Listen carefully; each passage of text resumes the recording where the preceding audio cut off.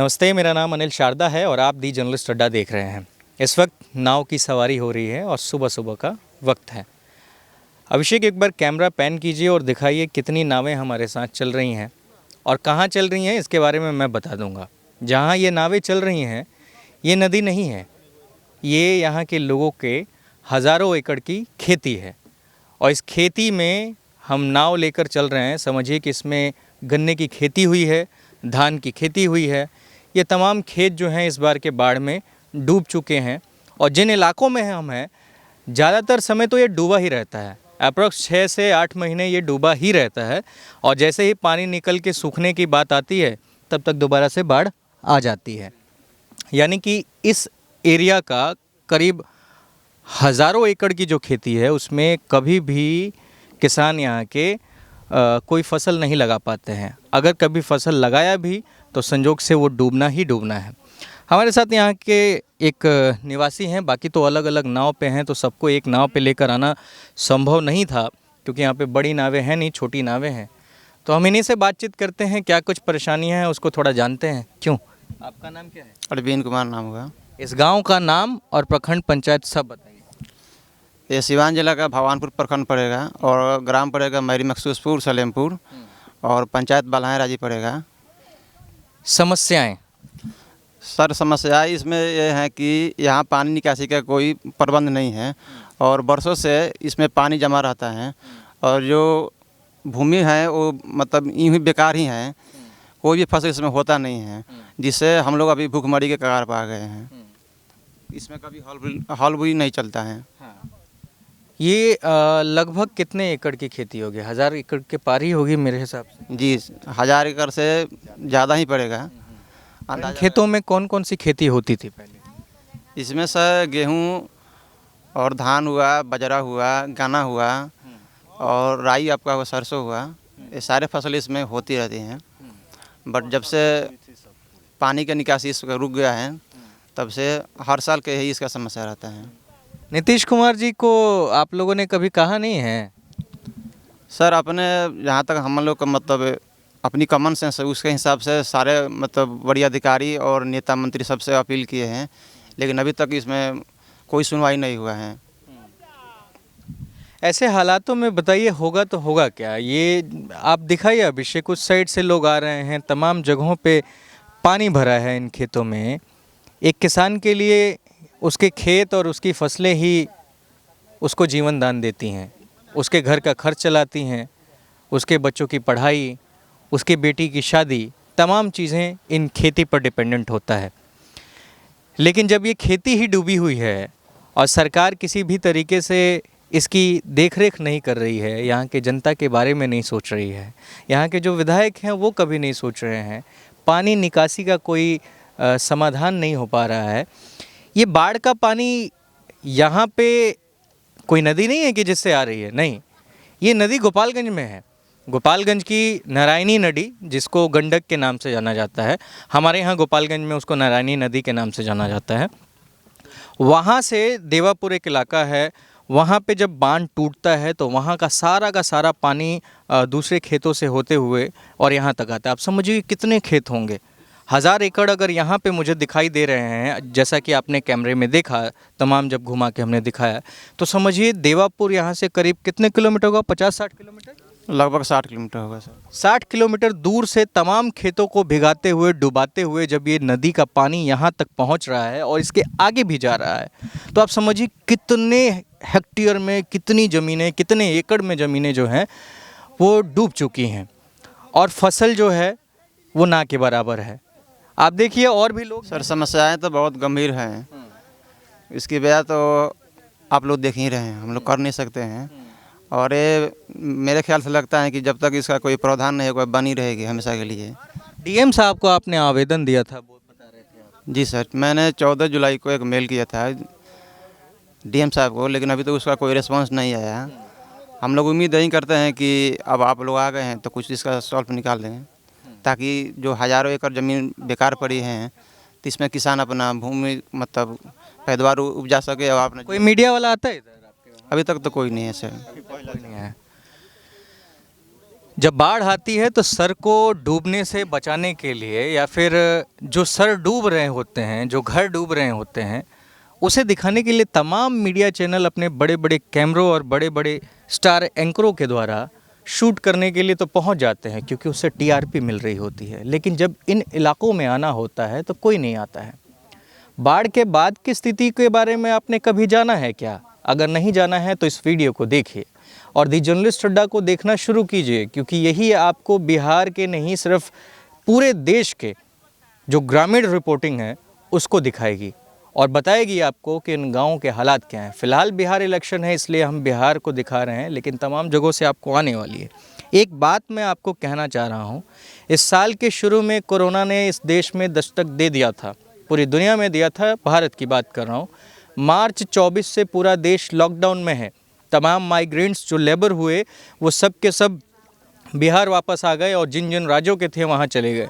सरकार मनरेगा में जॉब देने की बात कर रही है, मनरेगा में जॉब नहीं है। जिन किसानों के पास अपनी खेती है वो पूर्ण रूप से डूब चुकी है, और जब खेती डूब गई है उसके बाद घरों में जो पानी चढ़ा है तो घरों में जो रखा हुआ धान गेहूं है वो तो बर्बाद हुआ ही, खेतों में जो था वो भी बर्बाद हो गया।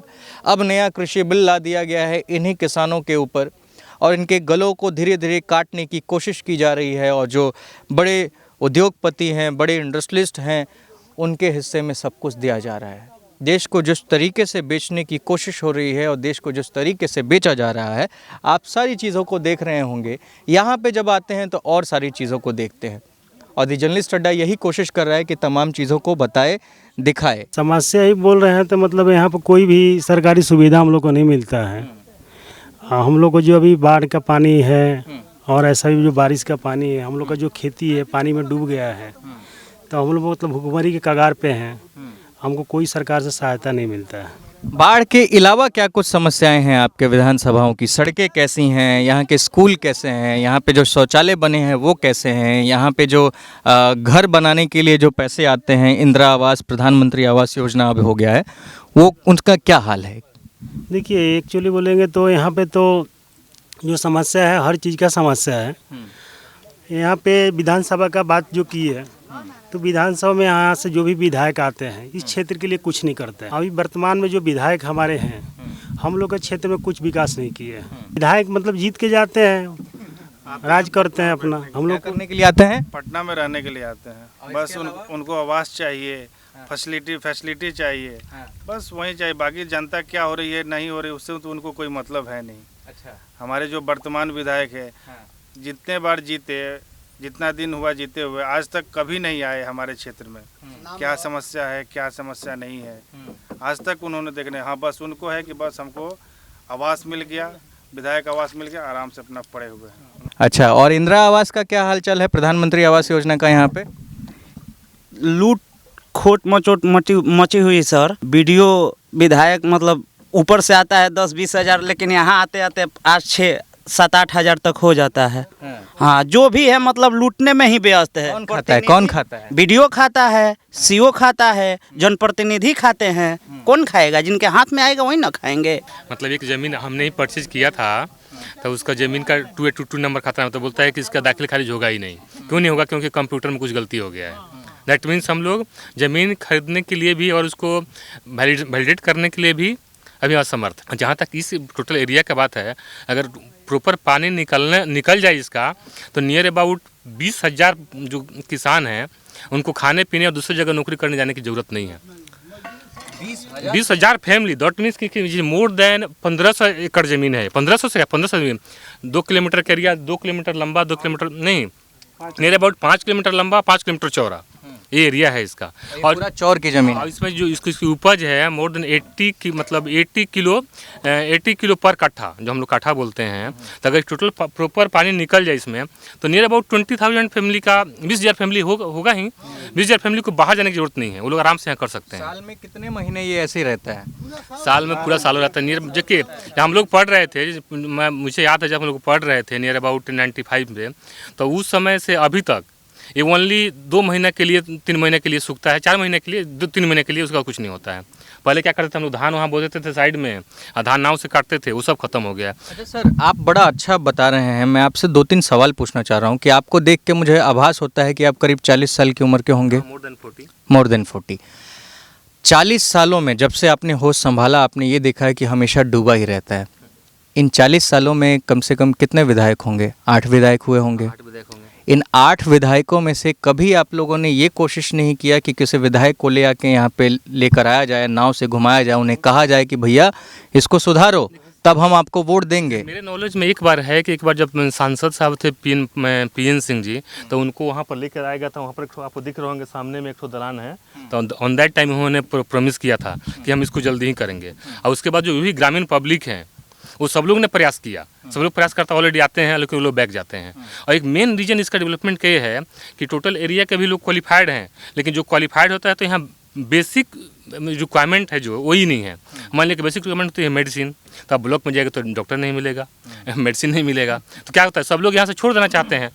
जो भी मैंने क्वालिफाइड पर्सन हो गया, जो इंजीनियर हो, डॉक्टर हो गया, देखे तो ही चाहते हैं कि चलो भाई यहाँ से निकलो अब, क्योंकि यहाँ बेसिक है ही नहीं, कुछ भी नहीं है। क्या है, एक बार नीतीश कुमार साहब की बोलना पड़ेगा कि ही इज वेरी ब्रिलियंट, मतलब अच्छे मुख्यमंत्री हैं, लेकिन अकेले होकर क्या करेंगे? उन्होंने लाइट दिया, रोड दिया, लेकिन बेसिक जो चीज़ें हैं, जैसे कि सब लोग बता रहे हैं कि इंदिरा आवास जो भी है उसमें तो कमी है ही ना, वो पूरा लूट खसुट मचा हुआ है ना जी। जैसे मुझे मालूम नहीं है इसके बारे में कन्फर्म, लेकिन लूट खसुट मचा हुआ है। जैसा कि मैंने आपको बताया कि ये सिवान में नदी नहीं बह रही है, ये गोपालगंज में बह रही है।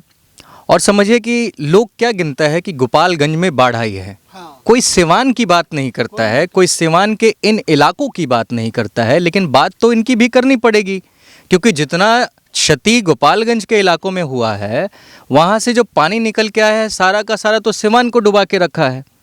सिवान के एक पूरे प्रखंड को, कौन सा प्रखंड है? ये भगवानपुर प्रखंड है। भगवानपुर प्रखंड है, और पूरा का पूरा डूबा हुआ है। 1500 एकड़ की खेती कम नहीं होती है। अंबानी यहाँ पे पावर प्लांट बैठा सकते हैं अगर चाहें तो, उतना पानी यहाँ पे है, स्टॉक में है, और हर साल स्टॉक में रहता है। और इसके लिए आपको पानी कहीं से लेके आना नहीं पड़ेगा, ना ही मोटर चलाना पड़ेगा, ना ही लंबी लंबी पाइप्स बैठानी पड़ेंगी। आप इसको प्रकृति की ओर से मतलब हमेशा इस्तेमाल कर सकते हैं, सालों साल है। तो आ जाइए ना, कम से कम एक पावर ग्रिड ही बैठा दीजिए, किसान लोग दे देगा ना अपना। बिल्कुल 100% देगा। सब मुझे ये समझ में नहीं रहा है कि जो पानी आ नहीं, ये सरकाज़म है, ये सरकार को शर्मिंदा करने के लिए है कि जब पानी निकल ही नहीं रही है पिछले 40 सालों में, तो एक काम करिए, जमीन लेके पावर ग्रिड बैठा दीजिए। पावर ग्रिड बैठाइए, ऑलरेडी इंजीनियर्स हैं यहाँ पर, इंजीनियर्स हैं, क्वालिफाइड इंजीनियर्स। 40 साल से आपने कभी इस्तेमाल नहीं किया इस खेती को। हालांकि बीच में कोई वो गन्ना जरूर लगा के रखा है, लेकिन वो भी डूबा हुआ है। हाँ, डूबा हुआ है। कोई नहीं, आप नहीं, ये घर सबसे के बड़ा पास क्वेश्चन ये है, मैं जो घर की जो दीवारें हैं, उस दीवार के पास तक ही पानी पहुंचा हुआ है, तो वहाँ पर खेती क्या होगी? घर के पास तक पूरा पहुंचा हुआ है। घर के पास तक आपका पानी पहुंचा हुआ है, तो उसमें खेती क्या होगी? अगर मान के चले कि सरकार कुछ इधर ध्यान देता तो यहाँ पर तो कुछ डेवलपमेंट कर सकता था। और सर ऐसा क्या कारण है कि पिछले 40 सालों में किसी सरकार ने ध्यान नहीं दिया? 15 साल लालू रहे, 15 साल नीतीश रहे, उनके पहले मुख्यमंत्री लालू जी के ही राज्य में उनके एक विधायक थे मानिक चंद्र राय, जिन्होंने 18 साल तक वो यहाँ पे राज किया, और उन्हें केवल बस यही किया, बैकवर्ड फॉरवर्ड, बस इसके अलावा। क्या कह रहे हैं आप? वो सब जो भी है ना, वो यही रंजित करते हैं कि वो बैकवर्ड है, वो फॉरवर्ड है, बैकवर्ड है, भुंझार है, नुनिया है, वही रहे, जात का राजनीति करते हैं और अपना मकसद से वोट ले लेते हैं, जा करके बैठ जाते हैं। अब सब लोग यहाँ खैला बिना मर रहा है, किसी को कोई आमदनी नहीं है। ये गांव छोड़ कर वही है कि बच्चे लोग नए होते हैं, जाकर कमा कर भेजते हैं और यहाँ के लोग खा रहे हैं। यहाँ कोई उपाय नहीं है। और 4 चंवर है, इसका नाम है बरैला, उधर में भकुरा, उस साइड में बसाहरा, इस साइड में नेवरा, और बीच में मेरी मखसूसपुर गांव है। पानी की वजह से हम लोग बड़ी परेशान है। अगर पानी यहाँ का निकल जाए तो गरीब धनी हर आदमी का गरज चलेगा। हम अगर पानी निकल जाए तो हम लोगों को बाहर जाकर नौकरी करने की जरूरत नहीं है, हम लोग को बाहर से यहाँ पर बुला करके काम दे सकते हैं। इतना यहाँ का जो एरिया है, हम लोगों को बाहर नौकरी करने के लिए ज़रूरत नहीं है। लेकिन ये क्वेश्चन है कि आज के लेटेस्ट युग में, जबकि अभी इतना डेवलपमेंट है, इतना साइंस डेवलप है, इतना इक्विपमेंट है, ये पानी नहीं निकलना, इसका रीज़न समझ में नहीं आता है। क्यों?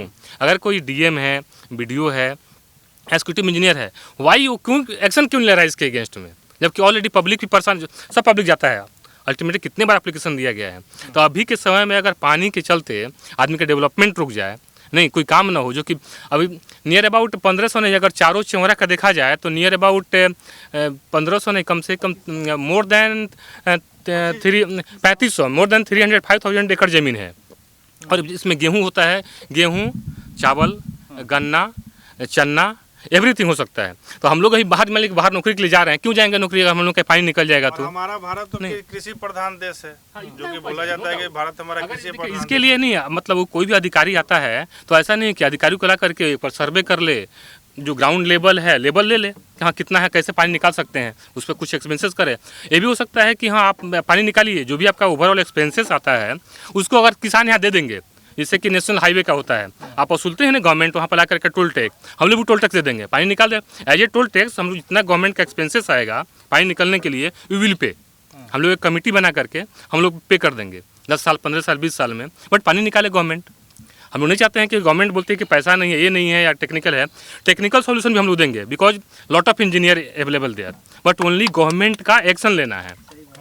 हम लोग जितना एक्सपेंसेस पानी निकालने के लिए लगेगा गवर्नमेंट का, गवर्नमेंट इंटीमेट करे, जितनी हम लोग पब्लिक जो हम लोग को यहाँ से अर्निंग होगा उसको इसे टोल टैक्स के रूप में देते हैं, हम लोग उसको क्लियर कर देंगे, but government should be take action against them. Government नहीं करेगी हम लोग क्या करेंगे? पूरा लगान मिलेगा। नीतीश कुमार जी, शर्म आनी चाहिए आपकी सरकार को, और माफ़ कीजिएगा लेकिन आपको भी थोड़ी तो शर्म आनी ही चाहिए, क्योंकि ये जब किसान कह रहे हैं कि ये सारा खर्चा खुद उठाने के लिए तैयार हैं, ये भी नहीं कह रहे हैं कि आप अपने खर्चों पे ये पानी निकालें, तो फिर आपको तो करवाना चाहिए ना। सिर्फ दिक्कत ये है कि इनके पास इक्विपमेंट्स नहीं हैं। ये उस खर्च को ज़रूर बेयर कर सकते हैं पर उन इक्विपमेंट्स को ख़रीद नहीं सकते। 1500 एकड़ की खेती है साहब, अगर 1500 एकड़ की खेती को अगर आप बचा लेते हैं जो डूबा हुआ है, तो ये किसान उससे जो उपज होगा उससे आपको बचा सकते हैं। खैर मैं आपसे आखिरी सवाल आप लोगों से करना चाह रहा हूँ। सवाल ये कि इस बार विधानसभा चुनाव में आप क्या करेंगे? क्योंकि अगर 40 साल ऐसा रहा है तो एक मिनट और 45 साल हो जाएगा, है ना। लेकिन मेरे कहने का मतलब ये है कि अगर आप लोग चाहें और इस बार पूरा का पूरा गांव इस बात पे अड़ जाए कि कोई भी नेता गांव में नहीं घुसेगा जब तक हमारा ये पानी ना निकले, तो शायद बदलेगा। क्योंकि पिछले 40 सालों में आपने ऐसा बिल्कुल नहीं किया है, और आप बिल्कुल झूठ नहीं बोलेंगे कि ऐसा किसी ने किया है। क्योंकि क्या है ना, आप जो किसान हैं वो भूल चुके हैं कि हमारे पास 1500 एकड़ की एक खेती है जहाँ पे हम उपज करके अपने बच्चों का और अपने परिवार का भविष्य अच्छा कर सकते हैं, उन्हें 2 वक्त की रोजी रोटी दे सकते हैं। नहीं, आपने ठान लिया कि ठीक है ये तो बदलने वाला है नहीं, तो हम दूसरे शहर चले जाएंगे, वहाँ से कमाएंगे। पर ये तो आपका हक है ना, आपने 1500 एकड़ की ज़मीन को कैसे छोड़ दिया? अभी हम लोग होपलेस हैं, बिकॉज हम लोग कुछ कर नहीं सकते हैं इस मामले में। अगर मान लीजिए कि जो हम लोग अगर जनरल जो रिस्पॉन्सिबिलिटी होती है, पब्लिक जो भी ग्रामीण जनता है वो विधायक से एडमिनिस्ट्रेशन से रिक्वेस्ट करता है, और वो लोग जो अभी पब्लिक है कि हम लोग कुछ बोलेंगे, एप्लीकेशन देंगे, कुछ एक्शन तो होना नहीं है, तो वो भी वैसे एक्शन जाते जरूर हैं, बट उधर से कोई पॉजिटिव एक्शन मिलता नहीं है, तो इसलिए बैठे हुए हैं। अभी आप लोग आएंगे तो हम लोग आप लोगों से मतलब इतनी पब्लिक खुश है कि अभी ऐसा होप मतलब पब्लिक में है कि हम लोग कुछ हो सकता है। नहीं बाबा आप क्या कह रहे थे? सिकरवाल जी हम लोग का MP हैं और हेमरान साहब विधायक जी हैं हम लोग का, लेकिन कोई इसको पूछने वाला नहीं है कि पानी निकलेगा कि नहीं निकलेगा। बस जब वोट आएगा तो वो लोग आएंगे, अपना ये है वो है, बैकवर्ड है फॉरवर्ड है, इसको मत देना, हमको दे दो, हम जीतेंगे, वो कर देंगे, ये कर देंगे। बाबा मैंने अभी आपको ये चीज़ बताया कि क्या हो सकता है, क्या चीज़ें करके आप इन सारी चीज़ों को सुधार सकते हैं। तो इस बार चुनाव में आप लोग क्या करेंगे? क्या फिर से नेता आएंगे? बदलाव का मतलब कुछ नहीं होता है दोस्त। आप एक नेता है दूसरे नेता को उठा के सीट दे देंगे, ये करते आ रहे हैं ना पिछले 8 सालों से, बदलाव ही कर रहे हैं ना। कोई फायदा है? शिक्षित प्रतिनिधि को चुनेंगे, आप शिक्षित को चुन लीजिए, शिक्षित को चुनेंगे जो काम नहीं होंगे, आप आंदोलन नहीं करेंगे अपने हक के लिए, तब तक कोई आपके लिए कुछ करने वाला नहीं है। एक पत्रकार होने के नाते ये बात मुझे नहीं बोलना चाहिए, लेकिन मैं ये कह रहा हूँ कि आपको आंदोलन करना पड़ेगा, क्योंकि मैं भी किसी किसान परिवार से निकल के आता हूँ, मैं भी किसी किसान का बेटा हूँ। तो मुझे इस बात से दुख है, दर्द है कि आप लोग किन परिस्थितियों में रह रहे होंगे। क्यों? अब तो देख ही रहे हैं सर, कौन सा परिस्थिति में हम लोग जी रहे हैं, ये तो नज़र के सामने ही है। ऐसे जो MP विधायक सब लोग के पास हम लोग गए हैं, ऐसा बात नहीं है कि नहीं गए हैं, लेकिन कहते हैं देख लिया जाएगा, कर दिया जाएगा, बस उतना ही भर आश्वासन देकर उसके बाद छोड़ देते हैं। और रास्ता भी बंद हो गया है, मतलब जाने आने में भी दिक्कत हो रही है। वो चकियाँ गोविंदापुर चैनपुर सकरी के लोग इधर नहीं जा रहे हैं, हम लोग भी उधर नहीं जा रहे हैं। बाज़ार के लिए भी दिक्कत हो रही है। मेडिसिन चकियाँ बाज़ार है, मेडिसिन लाने जाने में भी दिक्कत हो रहा है। वहाँ के रोगी लोग ऐसे घूम कर 7-8 किलोमीटर फेर मार कर तब प्रखंड में डॉक्टर के पास जा रहे हैं मिलने और जुलने के लिए, डॉक्टर को दिखाने के लिए। तो ये सब सुविधा सरकार के द्वारा मतलब डबल इंजन की सरकार है और काम भी नहीं कर पा रही है। तो 15 साल के नीतीश कुमार के शासन से तो आप लोग बहुत खुश होंगे। बिल्कुल खुश नहीं है, ना खुश है सर। और बिल्कुल। आपके विधायक जी के? विधायक तो इतना न मतलब नपुंसक की सरकार है। अब विधायक तो इतना है मुँह चोर कि न कुछ बोलता है न कुछ करता है, केवल बैकवर्ड फॉरवर्ड कर कर ही मतलब सत्ता में रहना और घूमना, और विधायक कहलाने के योग भी नहीं है। और वहीं कहलवाने के लिए मतलब बैकवर्ड फॉरवर्ड कर कर तो नेताजी बैकवर्ड फॉरवर्ड करते हैं। और यहाँ पे जितने लोग आए हुए हैं कौन कौन है? सब तो एक ही साथ हैं। तो जब यहाँ पे लोग संगठित हैं तो ये विधायक आपको कैसे तोड़ रहे हैं, बताइए। हमनी के कोनो सब सुनवाइए नहीं खे, कोनो को सोर्स ले जा, मुखिया के लगे, सरपंच के लगे, कोई सुनवाई नहीं के। फॉर्म कोनो लिख के दी जाई, यहाँ से लिख ली लो, 10 गो रुपया खर्चा हुई, भर देव सो लेटरिन के चाहे कुछ हो के जौन भी आवे कुछ हमनी के मिले वो ले लेना है। अब एगो पेंशन बा तो पेंशन 400 रुपया महीने मिलेला और दोसर कुछ हमनी के लगे नहीं के। अपना पाया कर्म से हमनी के कमाए के बा, खाए के बा, दोसर का हम दोसर का ये चेवर का नहीं। आधुनिक युग में, इतना आधुनिक युग में आज ऐसा भी मतलब कुछ परिवार है कि जिनको शौचालय भी नहीं है। और मतलब बाहर के तरफ उनके घर के लोग मतलब परिवार लेडीज और बच्चा लोग जाते हैं शौचालय करने के लिए, शौच करने के लिए। पैसा ले लेकर मतलब काम भी नहीं कराया गया है। लोग आज इनका पास हुआ मतलब कागजे पर पास हुआ है, मतलब जमीन भूमि स्थल पर पास नहीं हुआ है। लेटरिन नहीं हुआ, लेटरिन का ठीक है, यहाँ पे एक नाव चलाने वाले हमारे नाविक हैं। नाविक ही है ना आप? किधर में रखूं कैमरा? तुम चलते रहो ना, आप जरा पास में आ जाइए। और क्या कह रहे थे आप? हम सागर सुल्तानपुर पंचायत में चौगेठिया गांव में नाव चलौले बनी 1 महीना 7 दिन। आज तक पैसा ना मिलल का। तो डीएम जी के कोरोना हो गई बा, तो हई हो गई बा, हऊ हो गई बा, लोग के सीओ साहब कहतन कि कोरोना हो गई बा डीएम के, तो हम का करी? यह सब मैंने तकलीफ बा। आ पानी तो मैंने घर में ले ढुकिए गई बा। राशन कार्ड बार और राशन कार्ड बा, हाँ मिलेला? हाँ मिलेला, राशन तो मिलेला। अच्छा, शौचालय वगैरह वो बनल रहा लेकिन ढह गई, पानी गई ढहा दिलक, ये 12,000 वाला। अच्छा, हाँ, और उसमें ये तकलीफ तो बढ़ बा, बाल बच्चा बारे सो तो खैला भी नहीं मरता सो। अब परिवार के तबीयत खराब बा, पैसा भी ना देखावत नहीं है। ये पानी हमनी के तो मुँगा दिलक, मैंने ऐसा मुँगा दिलक कि बाल बच्चा भी कोरोना से तो आके बैठल बह जा। खाए के तो कथी नहीं खे, 22,000 रुपया बनत वो खातिर कोई भी बेर गई हम अथी में ब्लॉक में। तो वहाँ सब कह देता नहीं कि कोरोना हो गई बा, डीएम के साइन नहीं खन करत, हई नहीं खन करत, तो टरका देता लो, फोनो कोई लापन नहीं के लोग उठावत। तो ये हालात हैं जो आप लगातार यहाँ पे देख रहे हैं। नाव में हम लोग हैं इस समय और हिल रहा है नाव, डर भी है इस बात का। फिलहाल समस्याएं आप देख रहे हैं, क्या परेशानियां हैं नीतीश कुमार से लेके विधानसभा के विधायकों तक और यहाँ के चुने हुए प्रतिनिधियों तक।